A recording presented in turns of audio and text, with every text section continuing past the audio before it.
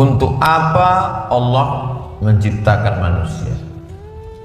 Pertanyaan ini difikirkan oleh para pemikir-pemikir tua dari Yunani yang dikenal dengan filosof. Filosof diambil dari kata filosofia, orang-orang yang cinta pada ilmu pengetahuan. Ketika yang lain sibuk dengan makanan, kenikmatan, mereka sibuk dengan pemikiran. Mereka mencoba berpikir, untuk apa Tuhan menciptakan manusia? Maka akhir kesimpulannya, perlu waktu 500 tahun untuk merenung untuk apa Tuhan menciptakan manusia. Karena Allah sayang, maka Allah kirim Nabi. Nabi itu mendapatkan wahyu. Wahyu itu datang dari Allah. Maka Allah kirimkan pesan. Jawabannya adalah, wa ma khalaqatul jinna wal insa illa liya'budun. Manusia itu diciptakannya tujuan hanya satu, untuk beribadah. Kalau difahami bahwa ibadah itu hanya sholat, puasa, berzikir, baca Quran, lalu bagaimana orang mau mencari nafkah, berdagang, berniaga, bertani? Maka dalam Islam ibadah tidak hanya ritual. Ibadah dalam Islam dibagi dua. Ibadah yang pertama adalah ibadah mahdhah, yang tidak bercampur dengan unsur keduniawian. Ibadah yang ada rukunnya, syaratnya, wajibnya, sunatnya, makruhnya. Sholat, ibadah mahdhah. Membaca Al-Quran, ibadah mahdhah. Berzikir, ibadah mahdhah. Tapi ada perbuatan-perbuatan yang sebetulnya adalah memang perbuatan seluruh manusia, tapi dia dinilai sebagai ibadah. Makan misalnya, dalam Islam makan adalah ibadah dengan syarat menyebut nama Allah, dan niatnya kalau dia kenyang, tujuannya untuk liyuqima sulbahu, makan bergizi, bertenaga untuk menegakkan tulang belakang supaya bisa menegakkan agama Allah. Maka makan menjadi ibadah dengan menyebut nama Allah. Kata Nabi, ya ghulam, wahai anak, sammillah, sebut nama Allah. Menikah, semua orang menikah, tapi dalam Islam menikah menjadi ibadah. Man tazawwaja, siapa yang menikah, faqad istakmala nisfal iman. Siapa yang menikah dia sudah menyempurnakan setengah iman. Maka kalau laki-laki memandang pernikahan adalah ibadah, sebagaimana dia menjaga sholatnya, begitulah dia menjaga hubungan baiknya kepada istrinya. Khairukum, orang yang paling baik di antara kamu, khairukum li ahli, orang yang paling baik kepada istri dan anak-anaknya. Wa ana khairukum li ahli, aku adalah orang yang paling baik kepada keluarga. Sampai pada level najis, kotor, toilet, WC, tempat bau busuk, tapi dia menjadi ibadah. Ketika mengikut sunnah, melangkahkan kaki kiri, Allahumma inni a'udzubika minal khubuthi wal khaba'is, maka berada di tempat itu juga menjadi ibadah. Dan ketika keluar dari toilet, dilangkahkan kaki kanan dengan berkata, ghufranaka, ampunkan aku ya Allah. Mengapa orang keluar dari kamar mandi, keluar dari toilet, keluar dari WC mengatakan ampunkan aku? Apa dosa yang dia lakukan? Karena Allah menciptakan lidah, guna lidah untuk menyebut Allah. Ketika di dalam toilet dia tidak boleh menyebut Allah. Di dalam WC tidak boleh menyebut bismillah. Di dalam toilet tidak boleh menyebut alhamdulillah, Allahu akbar, la haula wala quwata illa billah. Tak boleh menyebut nama Allah, karena nama Allah mulia, tidak boleh disebut di tempat yang kotor. Maka ketika keluar dari toilet itu dia katakan, ghufranaka, ampunkan aku, karena aku tidak memfungsikan lidah sebagaimana mestinya. Dan Allah mengampunkan karena sudah diajarkan kepada Nabi Muhammad sallallahu alaihi wasallam. keseimbangan antara ibadah mahdhah yang pure, murni, original ibadah dengan aktivitas sehari-hari yang sepertinya bukan ibadah, tapi kalau disebut nama Allah menjadi bernilai ibadah. Itulah yang paling penting dalam Islam. Ada orang-orang yang memang dia tahajud malam, dari sholat isya sambung tarawih, dilanjutkan witir, tadarus, hatam Quran, tidur sejenak, bangun lagi, sholat sunat, tahajud, melaksanakan qiyamul lail. Di waktu siang dia lebih banyak beristirahat. Bisa jadi karena usia, bisa jadi karena memang dia tidak ada aktivitas lain. Maka ibadahnya adalah ibadah mahdhah. Tapi ada orang-orang yang tidak bisa demikian. Dia masih perlu menjaga keselamatan, ketentraman, keamanan negara. Dia perlu mengatur orang banyak, menghasilkan pasal-pasal untuk menjaga ketertiban pemerintahan, kemasyarakatan. Maka dia tidak perlu tahajud sepanjang malam.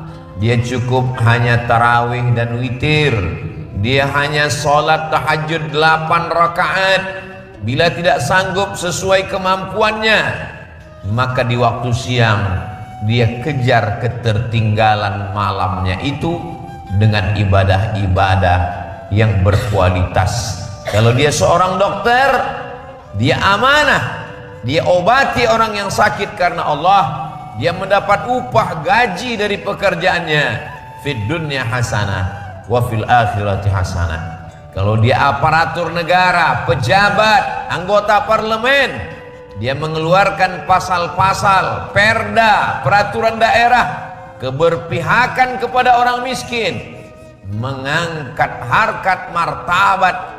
Al-qawiyyu fikum dha'ifun indi, kata Umar ibn Khattab ketika dilantik menjadi khalifah. Orang-orang yang lemah di antara kamu, dia kuat di mataku, karena aku akan mengambilkan hak untuknya. Dia berhak untuk mendapatkan zakat, wakaf, infak, sedekah. Lemah dia di antara masyarakat, tapi di mataku dia kuat, karena aku yang akan mengambilkan hak untuknya. Wadha'ifu fikum, ad-dha'ifu fikum, ada di antara kalian yang lemah, maka dia kuat bagiku. Dan ada di antara kalian yang kuat, dia lemah, karena aku mengambil hartanya 2,5% sebagai zakat. Khudh min amwalihim, ambil harta mereka. Sebagai apa? Shadaqatan, sebagai zakat. Tutahhiruhum, mensucikan harta dan diri mereka. Wa tuzakkihim biha, membersihkan dari segala kotoran-kotoran dosa. Begitulah agama Islam. Islam tidak hanya menyuruh kita berzikir, bersolawat, beristighfar sampai melupakan dunia. Wabtaghi fima ataakallahu daral akhirah, carilah bekal untuk akhirat, banyak-banyak beribadah.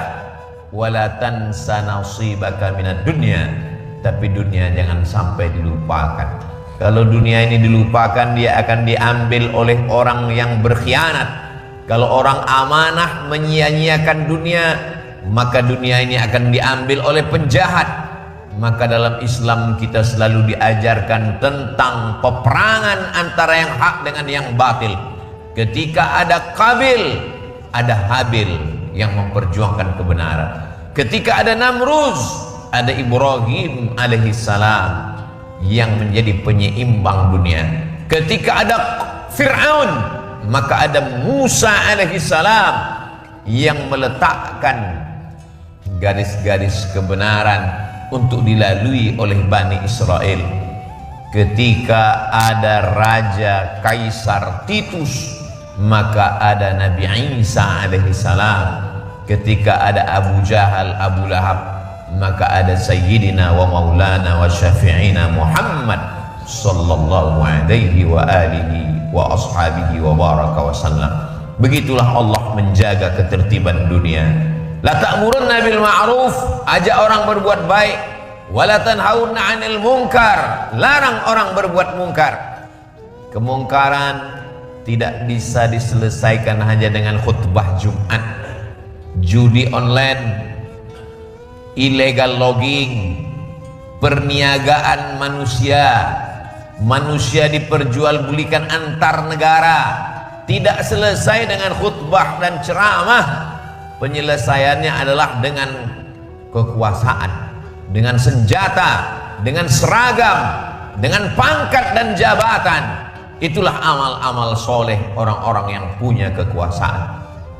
Amal soleh mereka bukan sholat duha, karena sholat duha bisa dilakukan siapapun, kapanpun, dan dimanapun. Tapi ada amal-amal yang hanya bisa dilakukan oleh orang-orang yang punya jabatan dan kekuasaan. Itulah amal yang paling utama. Itulah amal yang akan diminta tanggung jawab di hadapan Allah Subhanahu wa taala. Sab'atun yudhilluhumullah, ada 7 golongan yang akan dapat naungan ketika panas, seakan-akan matahari itu sejengkal dari ubun-ubun. Manusia semuanya ada yang tenggelam karena peluh keringatnya sampai ke mata kaki, ke lutut, ke pinggang, ke leher, tenggorokan. Tapi ada orang-orang yang tidak kepanasan. Mereka bukan ulama, mereka bukan penghafal Quran. Siapa mereka? Golongan yang pertama, imamun adilun, pemimpin yang adil. Orang-orang yang dititipkan amanah jabatan kekuasaan dan kemudian menggunakannya untuk agama Allah, untuk mengangkat harkat martabat du'afa, fakir miskin, anak yatim, meletakkan harta kekuasaan di tempat yang mulia. Disitulah dia akan dimuliakan Allah Subhanahu wa ta'ala. Ulama berjuang dengan ilmunya, dengan fatwanya, dengan tausiahnya, dengan ceramahnya. Penguasa berjuang dengan kekuasaannya. Hakim berjuang dengan palu yang akan memutus mata rantai orang-orang miskin, orang-orang kaya, tidak berdaya di hadapan hukum. Kenapa? Karena ada orang adil yang memutuskan perkara. Itulah ibadah mereka. Wa ma khalaqtul jinna, jin wal insa, manusia diciptakan untuk beribadah, ibadah sesuai dengan yang sudah digariskan Allah Subhanahu wa taala. Man ahdatsa, siapa yang membuat-buat ibadah, man ahdatsa fi amrina hadza ma laysa minhu fa huwa rad. Amal ibadah yang tidak diajarkan Nabi, maka amal itu tertolak, amal itu tidak diterima sebagai ibadah. Ibadah-ibadah mahdah kita tidak kita tinggalkan sesuai yang digariskan dalam rukun Islam. Anta syahada an la ilaha illallah, bersyahadat asyhadu an la ilaha illallah wa asyhadu anna muhammadar rasulullah sallallahu alaihi wasallam, wa tuqimas shalah, salat jangan pernah tinggal. Jangankan jabatan, jangankan kekuasaan, jangankan persahabatan, jangankan seragam, jangankan harta benda, bayang-bayangmu pun akan hilang ketika matahari tenggelam. Orang masih bangga punya bayang-bayang karena masih ada cahaya matahari, tapi ketika matahari tenggelam, bayang-bayang pun meninggalkan orang. Bayang-bayang tak lagi kekal bersama manusia. Yauma yafirrul mar'u min akhih, hari itu orang lari dari saudara kandungnya. Wa ummihi, ibu kandung lari dari anak. Wa abi, ayah kandung meninggalkan buah hati, belayan jiwa. Wa sahibatihi, istri meninggalkan suami, suami meninggalkan istri. Wa bani, anak-anak keturunan yang digendong dengan penuh kasih sayang, semuanya hilang. Untuk apa? Kenapa? Mengapa? Likulli imri'in minhum yawma idzin sya'nun yughnih. Setiap orang sibuk mengurus urusannya masing-masing. Dan yang pertama ditanya nanti ketika kita menghadap Allah, inna awwala ma yuhasabu bihil 'abdu yaumal qiyamah, yang pertama kali dihisab, dihitung pada hari kiamat, salatuhu, adalah salat. Salat jangan sampai tinggal.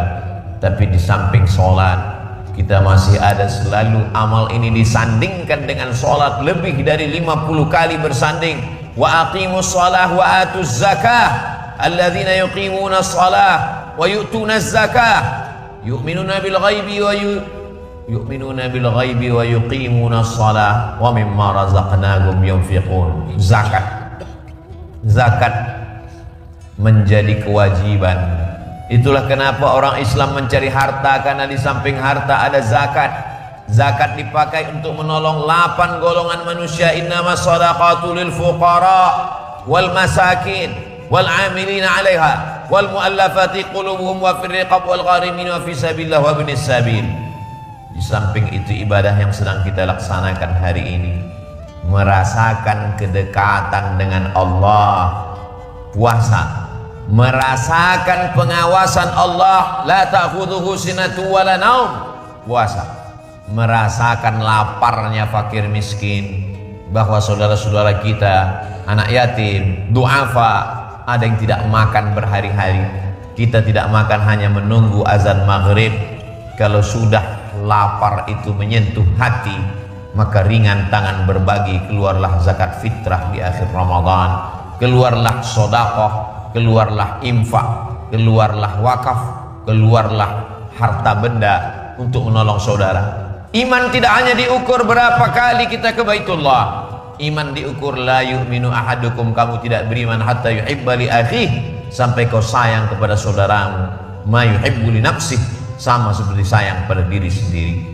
Ramadan momentum kita untuk merasakan perasaan orang lain, merasakan rasa lapar, rasa susah, rasa haus saudara-saudara kita. La yabitu syab'ana, kalau ada orang yang bisa tidur lelap, wajaruhu ila jambihi ja'i'un, sementara tetangganya kelaparan, dia sibuk dengan tahajudnya, dia sibuk dengan tarawihnya, tak peduli manusia. Laisa bil mu'min, dia bukan orang beriman. Siapa dia? Alladzi yabitu syab'anan, tidur dalam keadaan perut kenyang, wajaruhu ila jambihi ja'i'un, tetangganya kelaparan. Idza tabbahta, kalau engkau memasak, fa'aktsir ma'aha, banyakkan kuahnya, sampai pada taraf kemiskinan, susah, tidak ada yang bisa dimasak, hanya kuah, pada kuah pun berbagi. Begitulah ajaran Islam. Islam tidak hanya mementingkan hablum minallah, tahajud sampai bengkak kakinya, membaca Al-Quran berkali-kali, penting, baik, tapi kepedulian kepada saudara, membuatkan pasar murah, beras, gula melambung tinggi. Ada saudara-saudara yang terbantu dengan pangan murah, itu bagian dari ibadah. Satu tanda tangan, satu kekuasaan dipakai menolong agama Allah, lebih bermakna daripada ribuan rakaat di tengah malam. Sesuaikan ibadah kita dengan apa yang diberikan Allah kepada kita.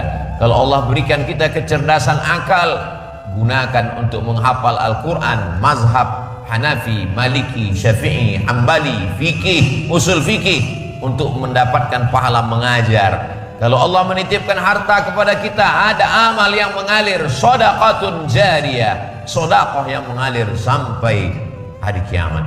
Kalau Allah menitipkan kita jabatan dan kekuasaan, pakai. Manusia yang paling rugi adalah orang yang pernah dititipkan harta, pernah dititipkan kuasa, pernah dititipkan usia, tapi tak dipakai untuk beribadah. Sampai masanya dia mati menghadap Allah, apa katanya? Penuh dengan penyesalan. Rabbana absarna, mata kami sudah melihat azab, wa sami'na, telinga kami sudah mendengarkan azab, farji'na, balikkan lagi kami ke dunia, hidupkan kami lagi ya Allah, na'mal salihan, kami ingin beramal soleh, inna muqinun, kami yakin, seyakin-yakinnya. Tapi apalah daya, penyesalan tak lagi bermakna. Air mata darah diteteskan, hidup tak dapat kembali, tidak ada jalan untuk kembali.